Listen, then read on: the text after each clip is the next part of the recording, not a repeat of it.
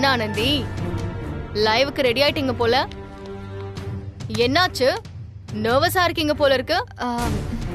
அப்படியெல்லாம் எதுவுமே இல்ல, நான் லைவுக்கு ரெடியா தான் இருக்கேன். உட்காருங்க உட்காருங்க, ப்ளீஸ் சிட். சொல்றத கேளுங்க. இப்பெல்லாம் ஆடியன்ஸ் போன்ல கேக்குற கேள்விக்கு நீங்க ஸ்பான்டேனியஸா பதில் சொல்லணும். சொல்லிடுவீங்கல்ல? அதெல்லாம் சொல்லிடுவேன் மேம். இப்பவும் சொல்றேன், பல நாள் திருட ஒரு நாள் மாட்டிக்குவான். லைவா மாட்டிக்காதீங்க. அப்படி ஏதாவது நடந்து எஃப்எம் பேரு கெட்டு போய் ஸ்பான்சர் முன்னாடி அசிங்கப்படக்கூடாதுங்கிறதுக்காக தான் நான் கேக்குறேன். அப்புறம் உங்களுக்குன்னு தனியா ஃபேன்ஸ் எல்லாம் இருக்காங்க, பாத்துக்கோங்க. மேம், நீங்க எவ்வளவு வாட்டி கேட்டாலும் எப்படி கேட்டாலும் பதில் ஒண்ணுதான். அந்த பதிலுக்கு பின்னாடி யார் இருக்காங்கங்கறத மட்டும் உண்மையே சொல்லிடுங்க. மேம், அப்படியெல்லாம் யாருமே இல்ல. நீங்க ப்ளீஸ் கொஞ்சம் கிளம்புங்க. Okay, leave it. All the best. Thank you.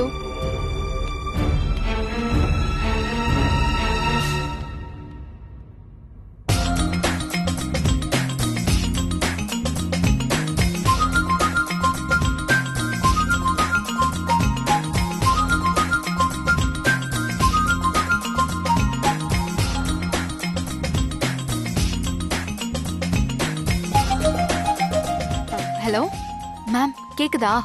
இன்னும் few minutes தான் இருக்கு. ஓகே,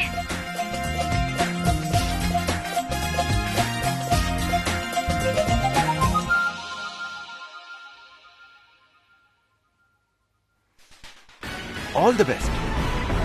ஹாய் ஹலோ வணக்கம், நான் தான் ஆர்ஜே ஆனந்தி பேசுறேன். நீங்க கேட்டுட்டு இருக்கிறது பிங்க் எஃப்எம் 113.8. சோ இன்னைக்கு ஃபர்ஸ்ட் டைம் நம்மளோட ஷோ லைவ்ல போறோம். சோ உங்களுக்கான கேள்விகள் எல்லாம் நீங்க என்கிட்ட கேட்கலாம். அண்ட் இன்ட்ரெஸ்டிங்கான ஆன்சர்ஸ் உங்களுக்காக காத்துட்டு இருக்கு. அண்ட் நிறைய சாங்ஸ் உங்களுக்காக காத்துட்டு இருக்கு. சோ கேட்டு என்ஜாய் பண்ணுங்க.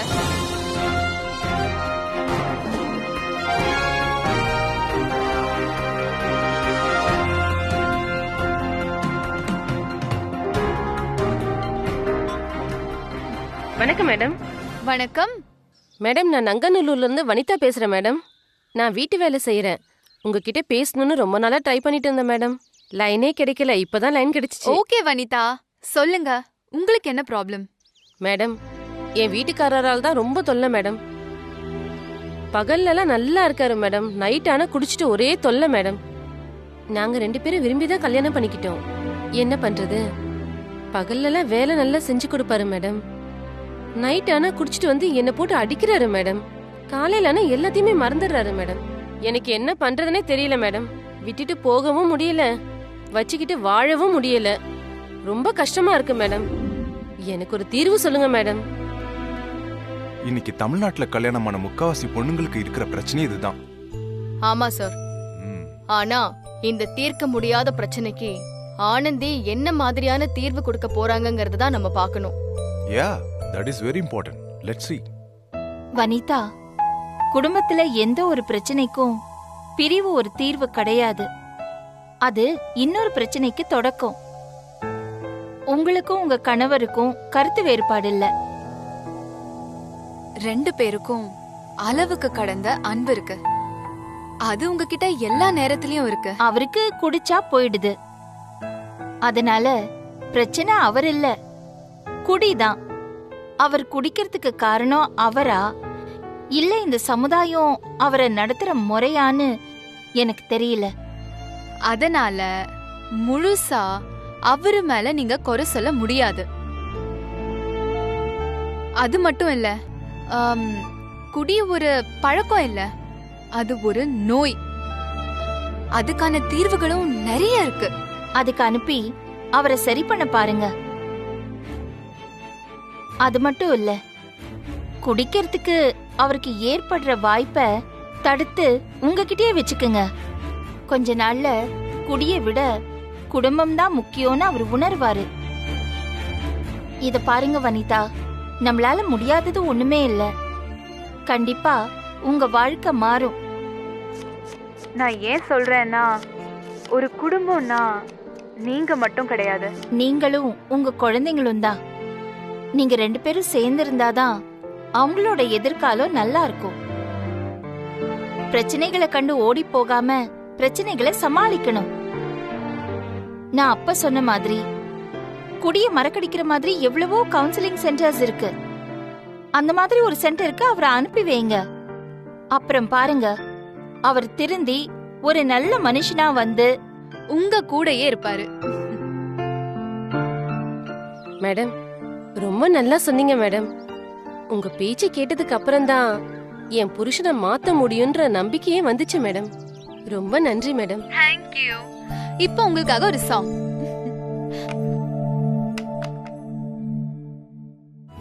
நான் பார்த்த முதல் முகம் நீ, நான் கேட்ட முதல் குரல் நீ. இப்படி ஒரு ஆன்சரை சொல்லுவாங்க நான் எதிர்பார்க்கவே இல்ல.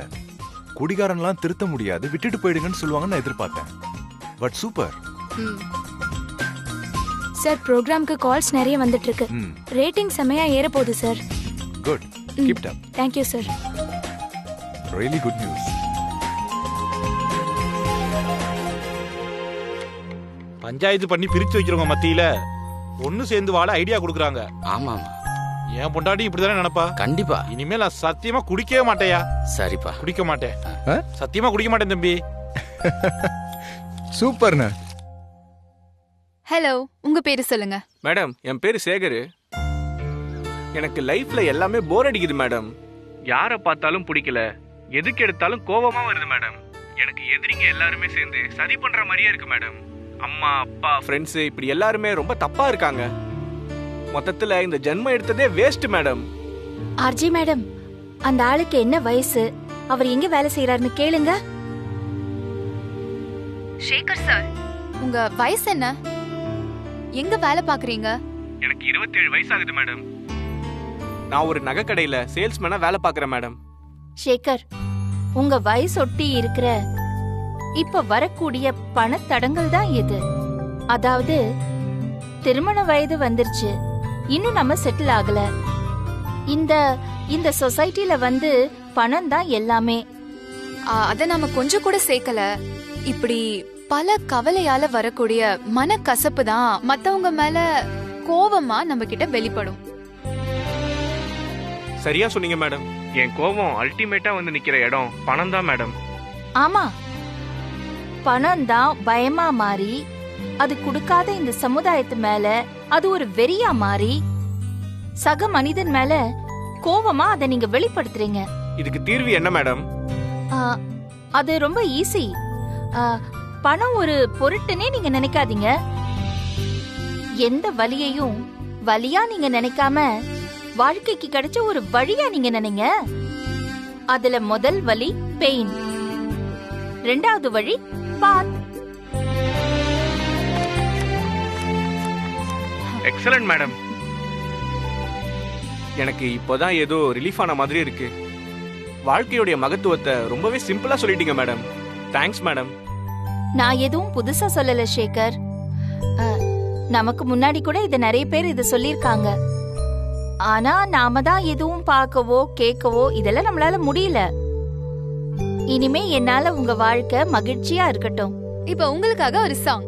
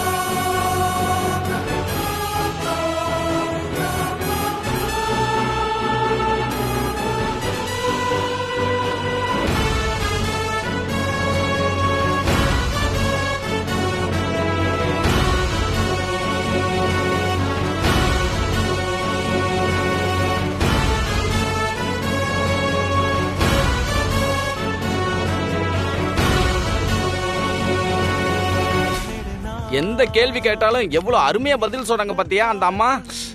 ஏப்பா நாமளும் ஃபோன் பண்ணி கேள்வி கேட்கலாமா? கேளு அண்ணா. அப்படியே நீங்க போன் பண்ணாலும் உங்களுக்கு லைன் கிடைச்சிரும். ஏன்னா போங்க வேலையை பாருங்க. அது சரிதான். அதெல்லாம் சரி, போன் எடுத்தா என்ன கேள்வி கேக்குறது? அதுவா, அது எனக்கெல்லாம் கேள்வி கேட்க தெரியாது. சந்தோஷ கூட அவனே கேட்பான். யாரு? நானா? ஆமா. வேற வேலை இல்ல, போங்க. சந்தோஷ் தம்பி, நீங்க தான் நம்ம கேங்லயே படிச்சவர் மாதிரி இருக்கீங்க. நீங்க கேள்வி கேட்டதா சரியா இருக்கும். ஏங்கா?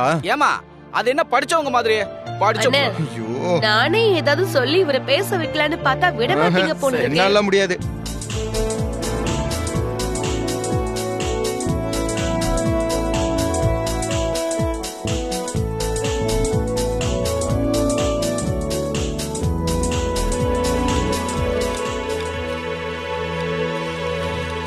ரேடியோவுக்கு போன் பண்றது இவ்வளவு கஷ்டமா? பின்ன லைனே கிடைக்காதுண்ணா. லைவ்ல கேள்வி கேக்குறதுனா சும்மாவா? எவ்வளவு பேர் ட்ரை பண்ணிட்டு இருப்பாங்கன்னு தெரியுமா? அதுவும் சரிதான்.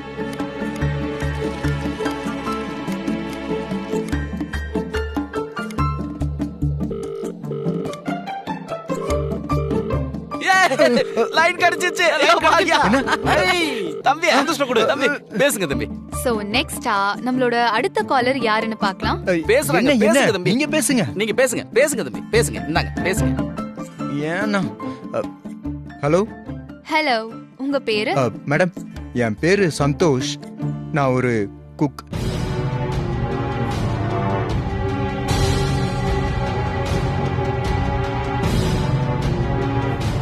எஸ் மிஸ்டர் சந்தோஷ், நீங்க நம்மளோட ஷோவை ரெகுலரா கேக்குறீங்களா? ஆமா மேடம், நான் மட்டும் இல்ல, இங்க என் கூட வேலை பார்க்குற நிறைய பேர் உங்க ஷோவோட ஃபேன்ஸ் மேடம்.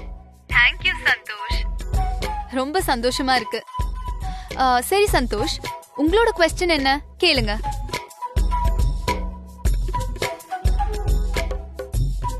மேடம், என்னோட வைஃப் பேரு பவித்ரா.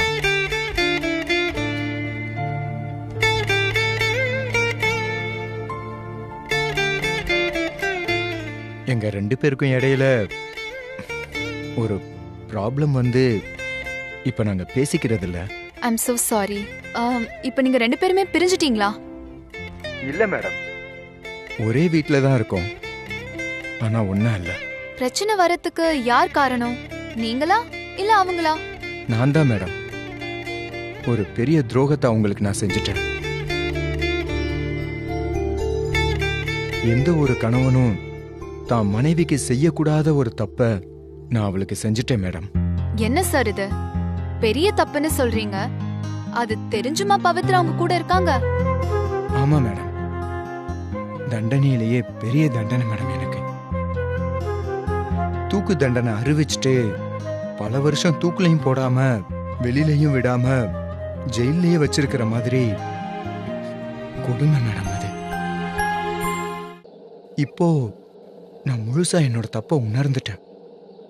இப்ப என் மனசு பூரா என் பவி மட்டும்தான் இருக்கா. நான் தப்பானவனா இருந்தப்போ என்னை புரிஞ்சுக்கிட்ட என்னோட பவி இப்போ நான் திருந்தி அவகிட்ட நான் மன்னிப்பு கேட்க போனா அவ என்னை வெறுத்து ஒதுக்குறான்.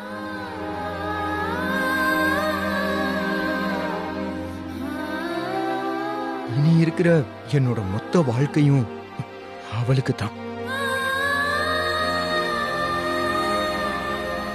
அத அவ புரிஞ்சுப்பாளா? என்ன மன்னிப்பாளா?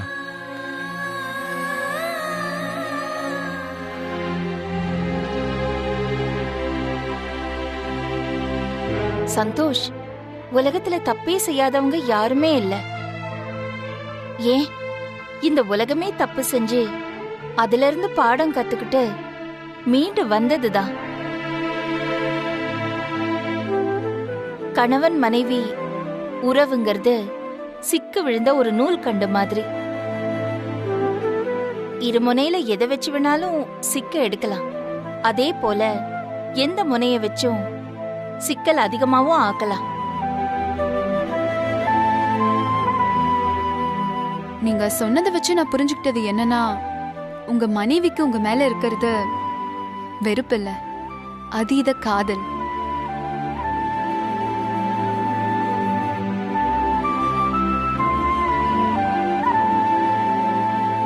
பற்றற்றதே பற்றுக்கொள்ளும். இன்னைக்கு உங்களை பிரிச்சு வச்சிருக்கிறது காதல் தான்.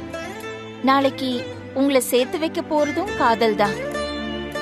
நீங்க திரும்ப திரும்ப அவங்க கிட்ட உங்களோட அன்பை போய் சொல்லிக்கிட்டே இருங்க.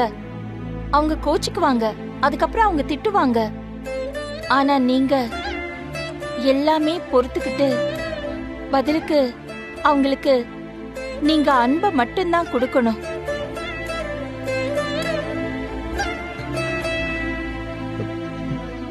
எல்லாரும் வருஷ கணக்குல தப்பு பண்ணிட்டு அதுக்கான மன்னிப்பு மட்டும் நொடி பொழுதுல கிடைக்கணும்னு நினைக்கிறாங்க.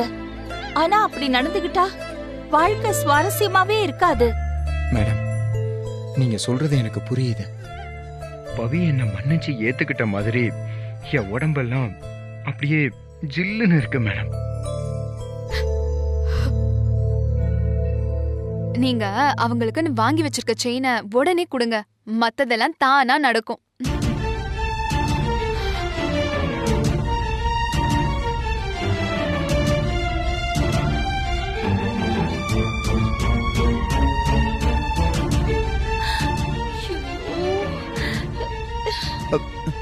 நான் gift வாங்கின விஷயத்தை இவங்க கிட்ட சொல்லவே இல்லையே.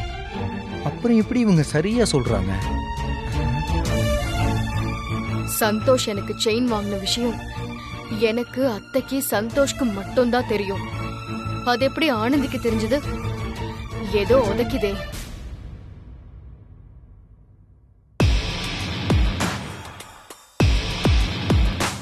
நீ எப்படி பார்த்தாலும் உன்கிட்ட நான் மாட்டவே மாட்டேன்.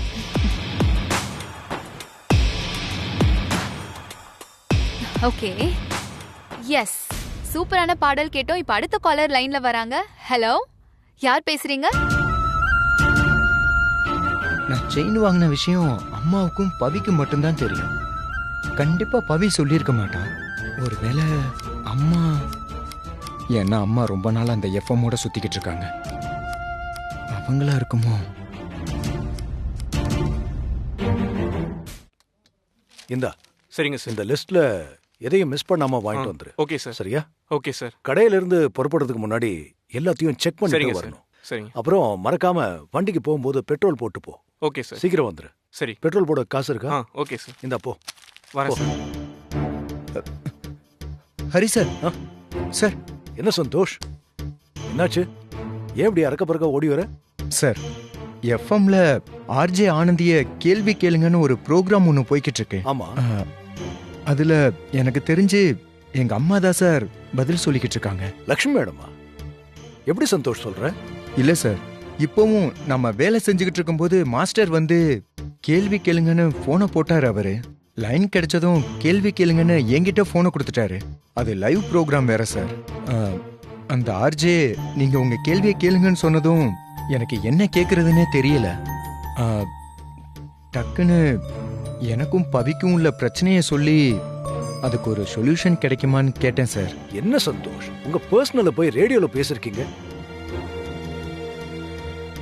பவி ஏற்கனவே உன் மேல கோவமா இருக்கா.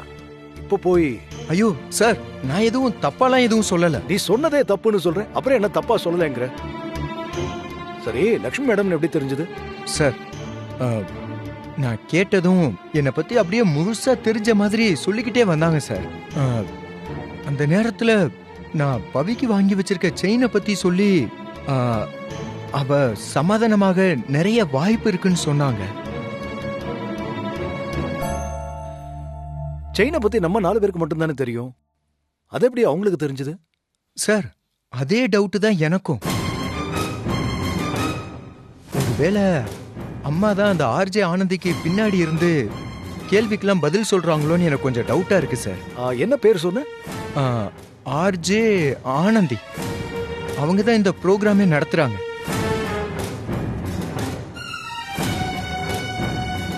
சரிதான். அன்னைக்கு லக்ஷ்மி மேடத்தை அந்த ஆனந்தியோட பார்த்து யாருன்னு கேட்டதுக்கு இவங்க தான் ஆர்ஜே ஆனந்தி, சும்மா பவி என்னையும் பார்த்துட்டு போக வந்திருக்காங்கன்னு சொல்லி சமாளிச்சுட்டாங்க. ஏன் அப்படி சொன்னாங்க? என்னாச்சு சார்? சார், இல்ல சந்தோஷ், ஒண்ணு இல்ல சார். ஓகே சார், நான் உடனே வீட்டுக்கு போய் அது அம்மாவான்னு மட்டும் கன்ஃபார்ம் பண்ணிட்டு வரேன் சார். போயிட்டு வருவா சார். சரி, வா நம்ம சேர்ந்தே போலாம். சரிங்க சார்.